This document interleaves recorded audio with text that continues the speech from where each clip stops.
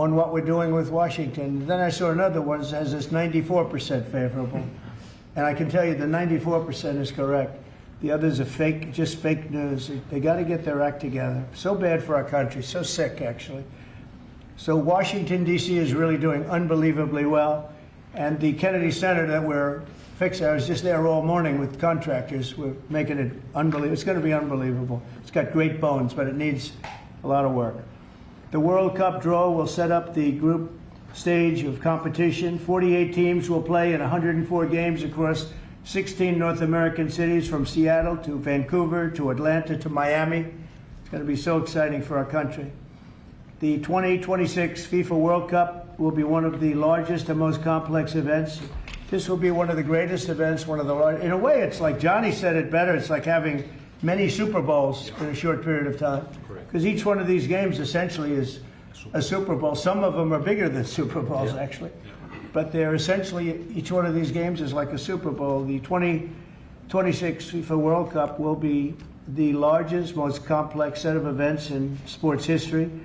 And the Kennedy Center will give it a phenomenal kickoff, and we'll be involved, and they'll be working over there for quite a bit of time. We have it all set that they can stay there for the big events, the big press conferences and everything else.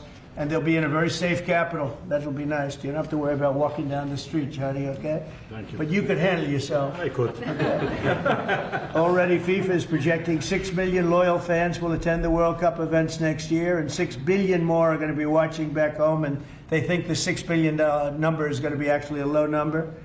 And this will drive more than $30 billion into the U.S. economy and create 185,000 American jobs in a short period of time, too. No sporting event attracts more attention, more fans, more viewers, or more revenue than the FIFA World Cup. And again, I'll just say it's the World Cup, and it's the biggest thing there is in sports, and we have it. And I got it in my first administration, and I was really somewhat devastated, as devastated as I can be. I don't have time to get too devastated. I was very happy that today, as you saw, the group that does this, a government group, radical left group, announced that Trump was right. Took in $4 trillion worth of tariffs. That the $4 trillion are going to reduce the deficit by numbers far greater than they ever expected or heard of. And by the way, the stock market went up 1,000 points. That was as of 10 minutes ago. I can't tell you what happened. A lot of things happened. But the stock market's up almost 1,000 points. And it's basically on the news that the release that just came out from government that the tariffs that everybody was talking about, that the whole world respects us for because of what we did. The tariffs are going to be at $4 trillion. They're going to reduce the deficit by $4 trillion, Mr. Vice President. Pretty good, sir. Too bad it's not 5, right? That's right. It's had a huge impact, and the stock market is way up.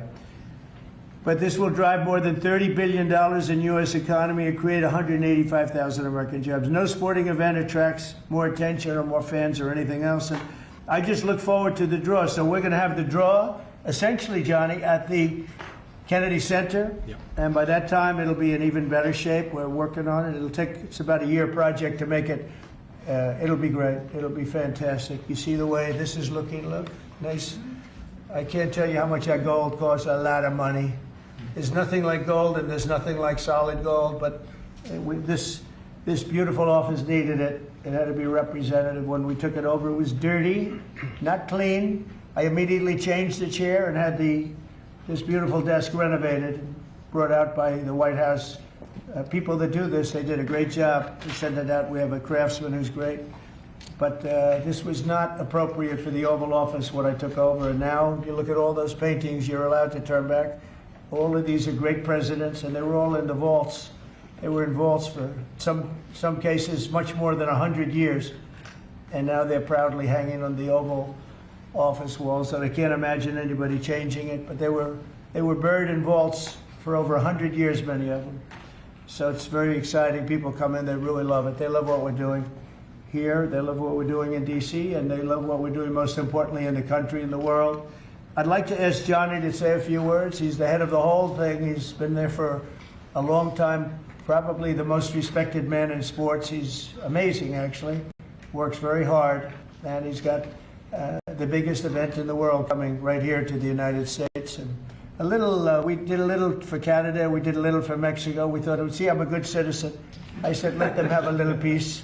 So we gave a little to Canada, see how nice I am? And we gave a little bit to Mexico. And Gianni, please say a few words. Thank you, President. Great honor for me to be here with you today, President, Vice President, Excellencies. Fantastic to announce what you said, which is the final draw of the FIFA World Cup on the 5th of December here in the capital, in the Kennedy Center in Washington, D.C. at 12 noon sharp. It will be broadcast live all over the world. 1 billion viewers will watch it, and it will determine, of course, the match schedule, which 48 participating teams will play. You said it, 104 matches in 1 month, 104 Super Bowls. This is not just the biggest, the greatest event, not just a sports event, it's a social event as well, with a lot of emotion. We are uniting the world, Mr. President, uniting the world here in America, and we are very proud of that.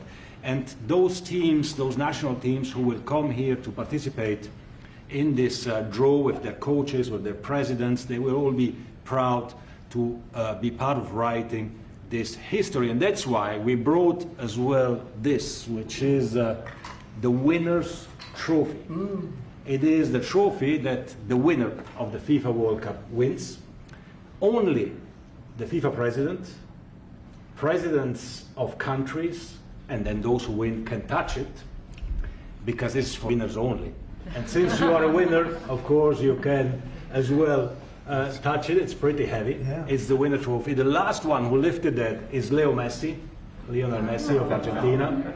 And here it is in the Oval Office in the White House. Can I keep it? For you. Well, you can keep it after the World Cup. We're not giving it back. That's serious. It fits well. It goes very well on the wall right over there. We'll put it right below the angels. It fits well here, I think. That's beautiful, yeah. You can keep it until we have to give it to the next winner. That's fine. That's a beautiful piece of gold, I will say. That's beautiful. Yeah.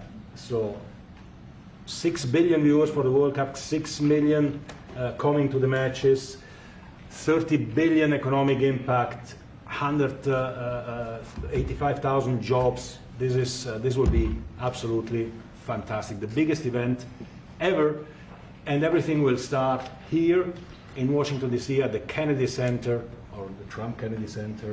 We'll see that, how it will be called, on the 5th of September at noon sharp.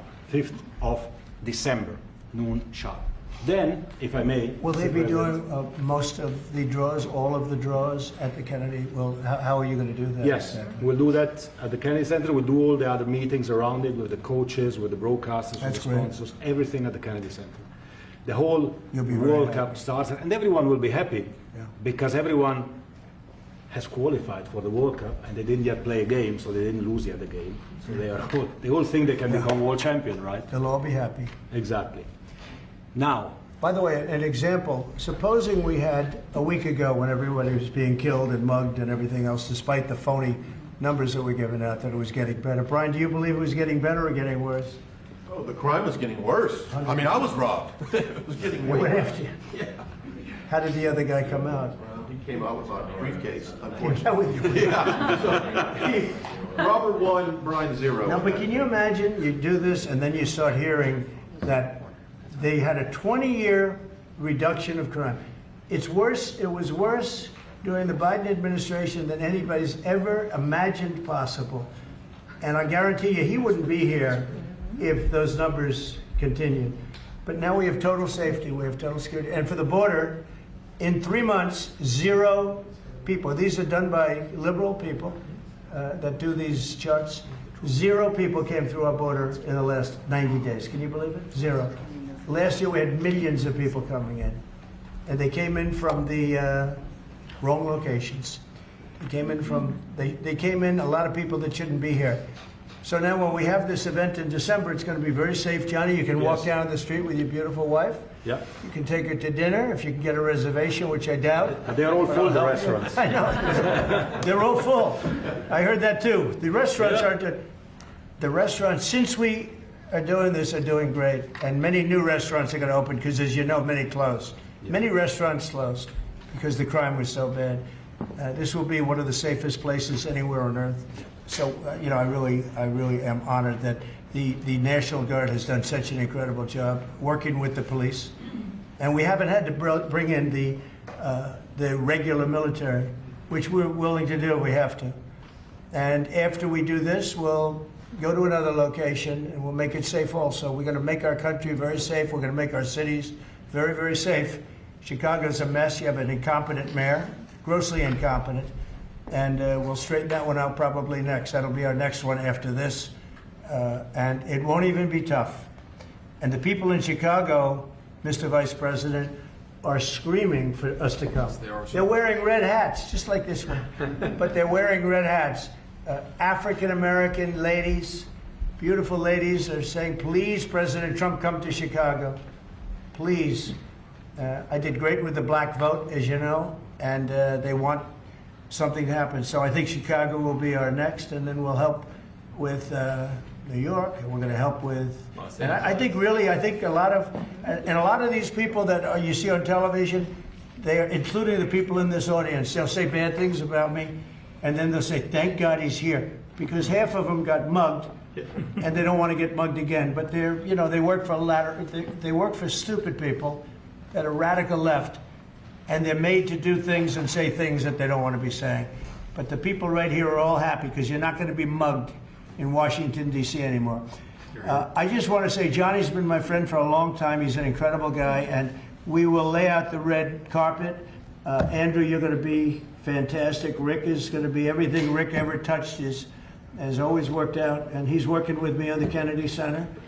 And his very good friend was an actor on Broadway for 5 years, right? And I assume he's helping us a little bit, right? Yes. And Andrew, you're all excited about it? Absolutely. Would you like to say something? This is a great opportunity, Mr. President, to show off the first 250 years of the United States of America, the greatness, and then the hope and promise of the next 250 years. When you think this World Cup is going to be over our 250th birthday, Mr. President, your leadership, obviously, with FIFA leading the way, this is the largest sporting event in the history of the world under the Trump administration. So very excited. I just want to say one thing. Andrew Giuliani, so his father is Rudy, the greatest mayor in the history of New York, I think by far. He took a ravaged city, a city that was really under siege. Probably most people thought it was going to survive. He turned it around. He was a great, great mayor. And then they treated him very, very unfairly. You go back and tell your father all of the things that have come out over the last couple of months through Tulsi and through all of the people, Cash, everybody. They've proven your father 100% correct. His father was treated so unfairly. Your father has been 100% correct. And tell him we all love him, okay? Thank you, Mr. President. He's been amazing. What he had to go through was very, very unfair, nasty. These are bad people. Mr. Vice President, would you like to say something? Well, sure, Mr. President. Thank you, and thanks to Johnny for being here. We're very thrilled about the World Cup. Just to echo something the President said about crime in Washington, D.C., this is the national capital of the greatest nation in the world, and we had murder rates just a few weeks ago that rivaled some of the worst third world cities anywhere, even in very, very poor regions of the world. Why did we accept that? Why did we allow it to happen? We allowed it to happen because we had broken leadership in Washington, D.C., and unfortunately sitting behind the resolute desk. What we have shown in just under 2 weeks of taking law enforcement seriously is that the American people can have their streets back if their leadership is willing to put in the time and the resources. Mr. President, you've shown in Washington, D.C. that we can have safe streets again. We've just got to have the political willpower to focus on the bad guys and to give the American people back their communities. We are focused on doing that thanks to the President's leadership. Thank you. And that's a really very small percentage. It's 2%, 3%, but that 2% and 3% wreaks just havoc throughout a community. People are petrified, and I notice a couple of the women in the back are shaking their head, yes, yes, yes. I won't report who you are because you'll end up losing your jobs, but it's true. It's amazing. And the police, and you look at the D.C. National Guard, I saw pictures of them last night getting off vans and all, and I saw some bad ones running, but they're not running so much anymore. They're not there. They're just not even They're not even trying. You're totally safe. Now, there'll be something happening sometime. I don't know. Maybe it won't be for a long time. But this was every night would get reports of people being mugged and killed. There's one woman on television last night. She had a badly busted up nose. And she's, well, I like our streets the way they used to be. And she thinks it's going to happen like by doing nothing. And they say, what happened to your nose? She got slugged by a guy walking down the street, slugged. Her nose will never be the same, I guarantee you, unless it takes a pretty good turn. She wasn't really for us. But she sort of said, well, maybe something has to happen. Before this happened to me, she got whacked. And I don't think she'll ever be the same. She almost became, she was a half a Trump fan, a woman that would have never been a Trump fan, but she was hit hard. It's not going to happen anymore. Not going to happen anymore. But then we're going to beautify the city too. That's where I was today at Kennedy Center. And we're going to beautify the city like it has it. And we're working with Clark Construction, the biggest construction company in Chicago, and New York, and Washington. And the head of Clark is great. He's all over the world, actually. But Washington, I would say, is their home. That's where they do the best work, the biggest work. And they're doing they've been doing a fantastic job. So you're going to have a fantastic, clean, beautiful place. It's going to be better than it ever was before. Literally better than it ever was before. We'll get it done very quickly.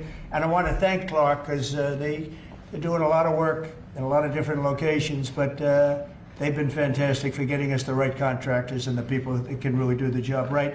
And Johnny, did you want to say something? Yes, I have one more thing, because as you rightly say, you know, with security and beautifying cities and the whole country, we want people to come and enjoy and have fun. And that's why this is not just the most iconic trophy in the world of sport, but we start on the 10th of September the sale of tickets for the FIFA World Cup, and we have the first ticket here for the final. Good.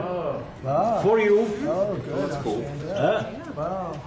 It's of course row 1, seat 1. It's ticket number 4547, and it's for the final in New York, New Jersey. And so you have your ticket already for the final. All the others, 10th of September, start getting your tickets. That's beautiful. Yeah. 6.5, 7 million tickets. Fans will enjoy do the records. security here. Will be fantastic. You're going to do record business, I think. 100%. Christy, would you like to say something? Yeah, Mr. President, millions of people will come to this country, and we'll make sure they get their travel documents, their visas, that they want to come here and spend their money and enjoy this sporting event. It'll be the largest event in the world. And sir, you're reminding me of something that my dad used to say all the time when I was growing up. He would say, Christy, you kids need to look like you respect yourself before anybody's going to respect you.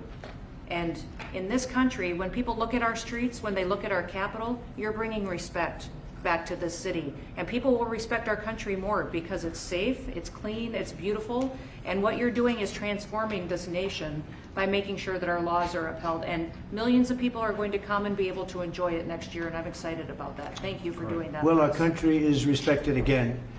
And a year ago, we had a dead country. I'm telling you, it was a dead country. It was a country that had lost its way. It was a country that was going to fail. Look, even today, where they say $4 trillion in reductions of deficits, and this was totally unexpected. They didn't expect it.